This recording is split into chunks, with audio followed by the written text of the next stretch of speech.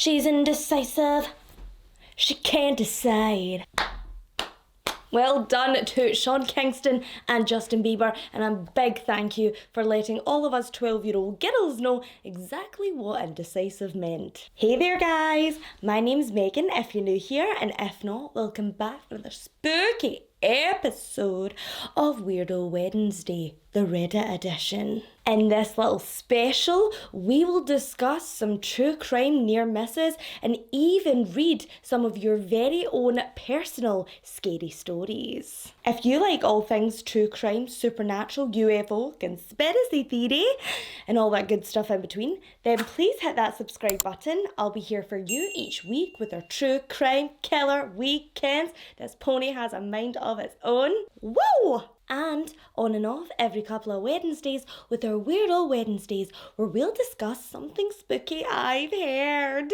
If you would like to further support this wee channel of mine, then please feel free to visit www.patreon.com/Megan True Crime. So my wee gremlins, are you excited for a spooky sleepover? I've got my jammies on, I've got my Alka Pops. 3 times a lady.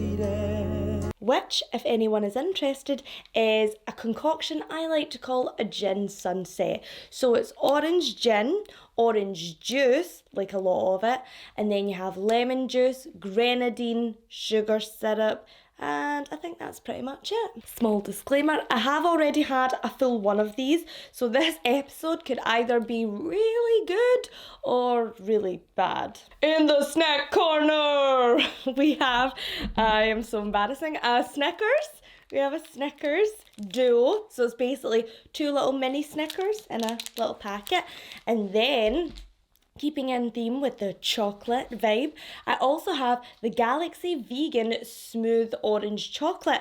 Now guys, you know me, I'm not really bothered about saving the cows. I love me some steak, but this is actually really flavourful and I don't mind it. It's half the calories and it's kind of healthy. Last, but certainly not least, Cheater, compulsive eater.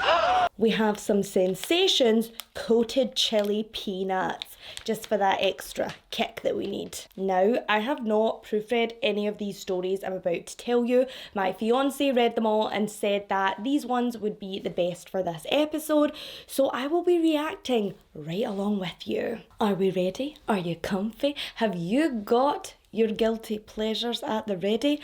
Then let's dive in to this week's first Tale of Doom.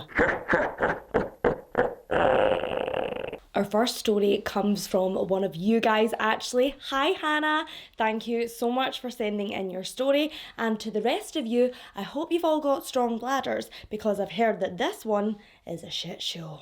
I'm so nervous because I don't know what's coming. Okay.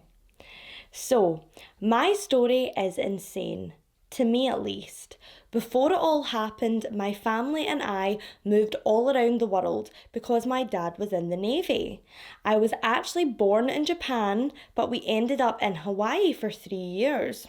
Nice, Anna. This is where my youngest sister was born. My parents did not have a good relationship, same, and decided it would be the best for them and us kids if they split. My dad stayed in Hawaii and my mom and all 4 kids went back to my mom and dad's hometown in Ohio. Now, this town is very small. Fun fact, I actually went into the Navy after high school and there were more people on board my first ship than there were in my hometown. That's a small world after all. We moved in with my mum's brother, his wife, and their 3 sons. It was extremely cramped living for a few months. I can also imagine the smell of just boys everywhere, like stinking, if I'm honest. I cracked a blanket in half. Do you get where I'm going with that? I do, yeah. I cracked it in half. However, they moved into a house they had built shortly after we moved in. Once we moved to Ohio, my mum got a job in a local office supply store. That is where she met the man who would eventually become my stepfather. Oh, I hope this is a nice story about the stepfather, because that's cute. He had a few kids of his own, and they would come on their visitation weekends and we would play and explore together. So, for reference, this house is out in the country. Like, I would take walks down the road and a cornfield was on one side and a cow pasture was on the other side of the road. I actually grew up in the city, and I think the first time I saw a real live cow was probably when I was like 29 and moved to the country. Behind our house was woods.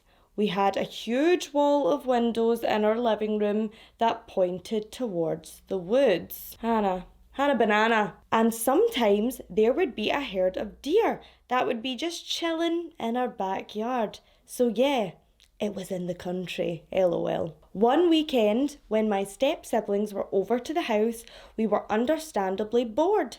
So we decided to play hide and go seek. In the dark. In the basement. No! Now, I had already been scared of the basement in our house because in our laundry room lived a never-ending supply of wolf spiders. Definitely, wolf spiders, I guarantee, are not what I'm imagining right now. We all took turns being the one who counted and had to go seek the others, and it was my turn. I counted upstairs in the kitchen, and after a minute or so, I headed down to the dark basement. How our basement was situated was when you came down the stairs, you were automatically in the hallway. There are 4 rooms off the sides. First on your left was the laundry room. First to your right was my brother's bedroom. Second to your left was my stepsister's room. And lastly, second to your right was our shitty little workout room. It's actually so funny that you mentioned the shitty little workout room. I feel like every house has this. Like, even in the UK, everyone has like a gym, which is totally not a gym. It's like an empty room with a yoga mat and a couple of sets of weights that are just gradually gathering dust. I peeked into the laundry room. I didn't venture too far on the account of the aforementioned spiders. I then skipped straight to the workout room because it had the fewest places to hide. There was really only one of those old ass Bowflex machines in there. That's so funny. Yeah, like literally one thing, and then it's a home gym, apparently. I walked the perimeter of the room and decided to go check one of the bedrooms because 0 of my many siblings were in this bare room. When I turned around to head out, I saw my little sister standing in the middle of the doorway. She was standing with one of her little hands up to her mouth. She used to suck on her first 2 fingers, and her other hand was holding her very tattered baby blanket up to her nose. She rarely went anywhere without that blanket. I sighed a breath of relief because I was so scared of the basement and hated being down there alone. Chloe, thank you for coming out, I said as I reached out to give her a big hug. But before I could touch her, I quickly realised this was not my sister. Oh, okay, let's get started again. Whatever that thing was slowly pulled its blanket-covered hand. Oh, my dog just came in. Oh my god. No, he's scaring mummy. I'm telling a scary story. Whatever that thing was slowly pulled its blanket-covered hand down away from its nose. Its eyes turned a weird colour. It snarled at me and then fucking disappeared. No. At that point, it's like, where's the realtor? For sale signs going up. Let's move out, mom and dad. It snarled like a wee dog. I'm literally sweating. I just stood there, frozen on the spot. I don't blame you. I couldn't move or breathe for what seemed like forever. Then the tears started pouring out, and I shakily told my siblings that I wasn't playing anymore because I was too scared. My brothers and sisters slowly and angrily, because of my fun-sucking antics, savage, came out of their hiding spots. Chloe, my little sister, was hiding with my other sister underneath the staircase. In the laundry room. So in a completely different room. So it wasn't Chloe. It was something else. It took me years to tell people this story because I knew no one would believe me. I believe you. And I know some people still don't, but I could not care less because it is 100% true. I have a lot of weird stories. Nothing quite like this though, thank God. But I feel like if I were to tell you any more, this email would be way too long. Hannah, babe, I'm gonna need more. I'm petrified. I need to know, was it really a ghost of a child or was it a demon? Did anything else happen in this house? Was there a haunted family history? Was there a death in the house? I need to know. How long did your mum and stepdad stay in that house? Longer than 10 minutes? Wouldn't be me. Thanks for that though. I'm sufficiently terrified to head in to the next one, which is called I Know You're Not on the Phone. Which, even the headline, already makes me feel rather uncomfortable, but here we go. I'm currently a 21-year-old female and this happened to me about 6 years ago when I was around 15 years old. I live in a relatively small town where everyone knows everyone. For reference, there was about 120 kids in my graduating class in high school, so small town vibes. The town is so small that there is not a lot of ground to cover, so it wasn't unusual for parents to let their teenagers wander around outside with their friends. My friend from a different town had come over to my house because we were going to see my school's musical later that night. I really feel sorry for you and your friend because, school musicals are mediocre at best. Summer loving had me a blast. We decided to go wander around outside until it was time to go. She was from a different town, so she was unfamiliar with the area. I suggested we go down to my local train tracks because there's this cool cliff/overpass type thing where you can sit and watch the river, sea image. And I'll put the image in right now for you guys to see. It does look really pretty, but it also looks where a murder could take place. I had been to the train tracks with my friends many times before, and people my age used to hang out there all the time. Just takes one time. This was sometime in early March, so it was still quite cold where I lived. Even though it was chilly, I remember distinctly that I wore flip-flops for some reason. This will be important later. I want to know why. Why is the flip-flop significant in this story? Oh, I hope she doesn't trip on her flip-flop because that would just be really upsetting and hilarious. The train tracks intersected a street in my town which was quite close to my house. So this is where we entered the tracks. We were walking and spotted a middle-aged man who was alone and on the phone. We thought nothing of it and kept walking. We made it to the overpass and we were sitting there just hanging out when we noticed the man we had passed earlier was slowly inching closer and closer. We both noticed this but decided not to panic since it's possible he was just slowly making his way down the tracks. Maybe 5 minutes had passed and the man was getting increasingly closer and closer to us. At this point, we noticed that he is getting closer to us at an alarming rate. He's not continuously in motion. It's more like we notice him standing still, doing whatever, and then a minute later, he's standing even closer to us than he was prior.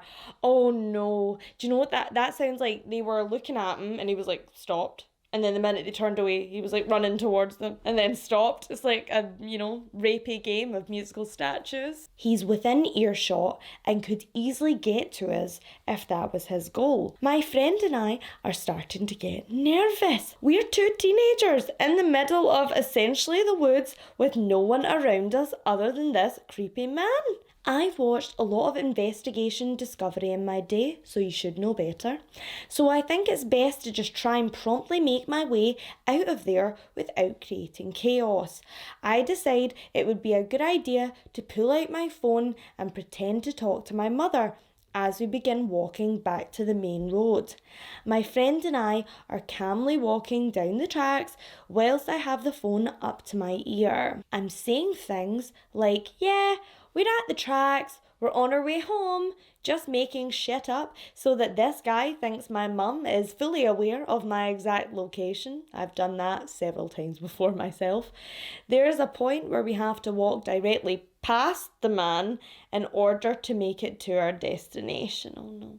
It's at this point where he opens up his mouth and says, clear as day, I know you're not on the phone. At this point, my fight or flight kicks in and I'm terrified. Up until this moment, the creepy man had not directly said or done anything to make us think he was a direct threat. He's a lone male walking in the woods. The situation was uncomfortable enough now that my friend and I thought, we better head out. Smart choice.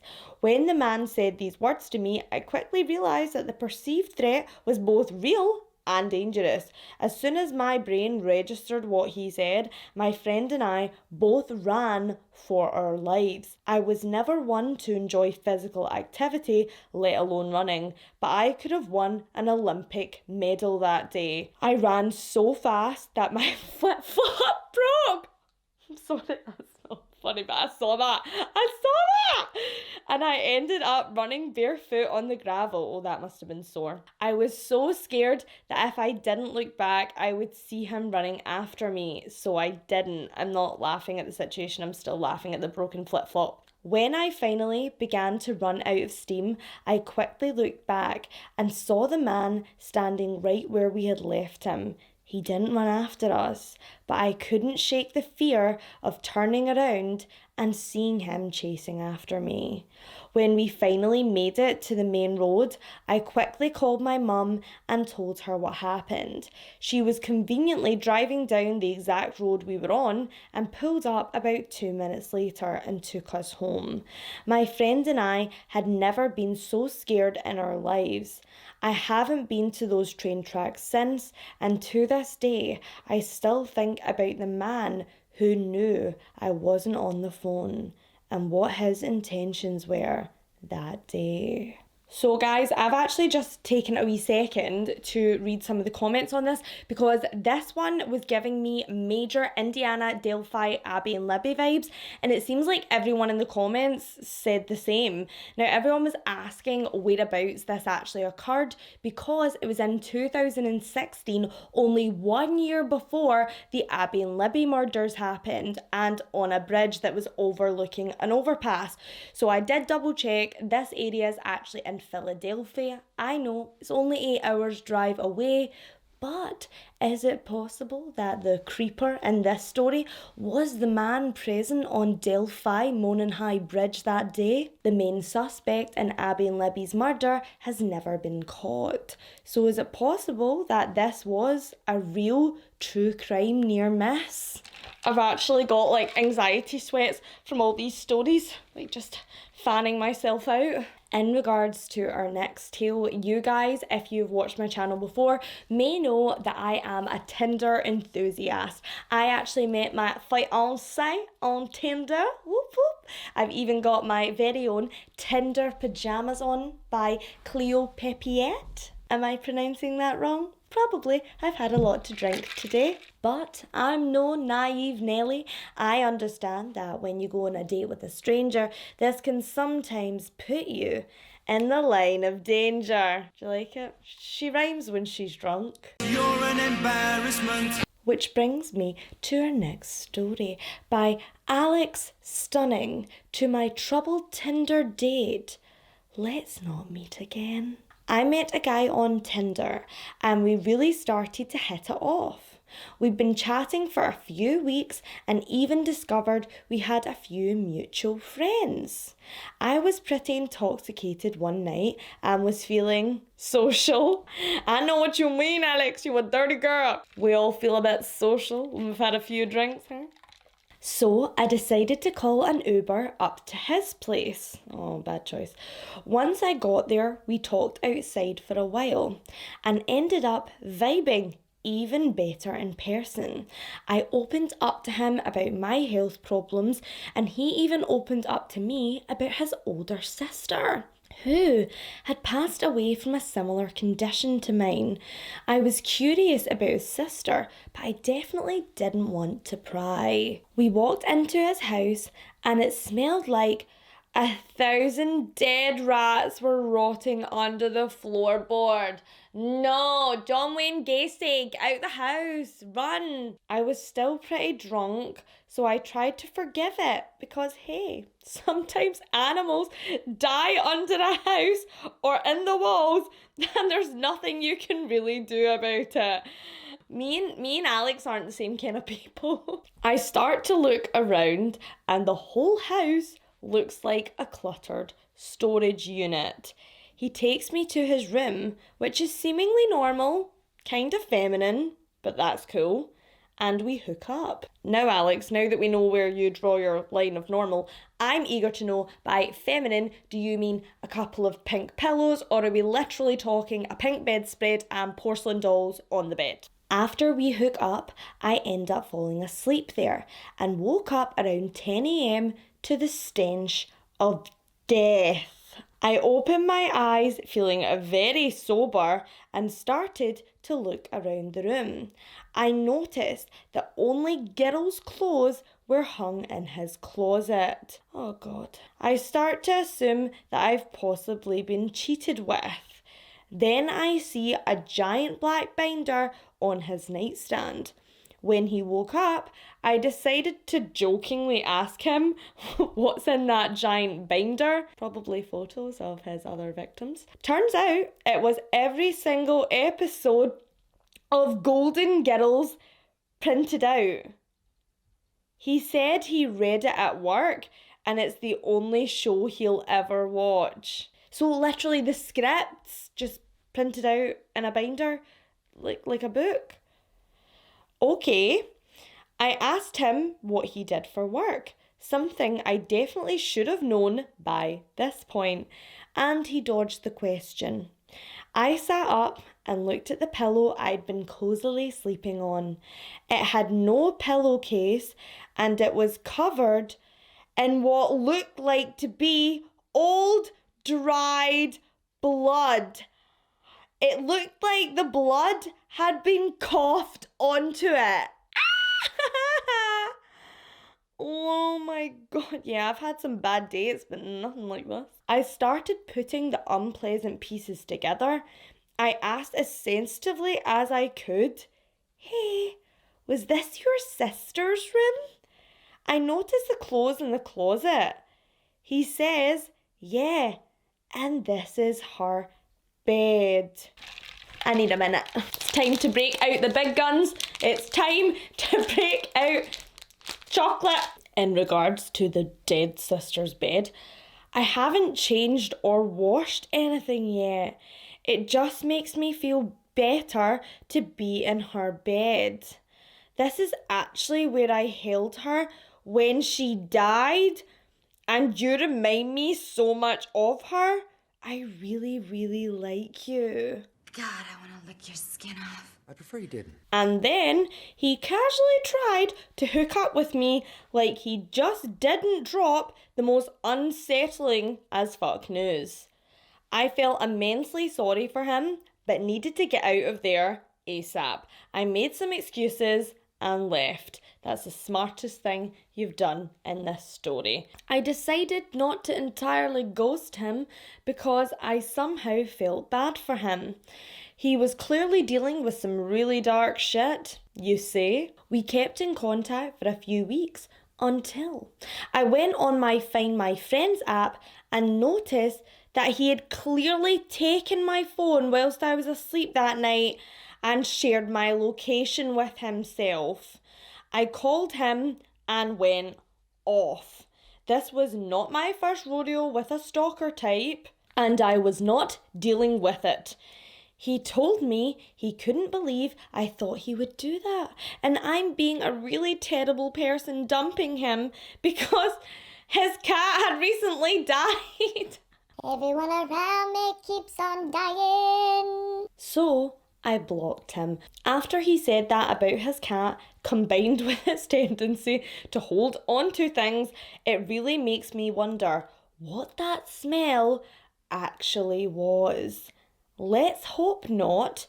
And though I hope he gets help, let's not meet again. But there are some edits. So let's see what they are. As if this story couldn't get any more bizarre. Edit. I found out from a mutual friend that his sister had passed away around 10 years prior to this. So dude's just sitting there with like her junk that she coughed up 10 years ago and letting girls sleep on that pillow? I mean, to be fair, I think she's probably the only human in the world that would actually go back to that room. Edit number 2.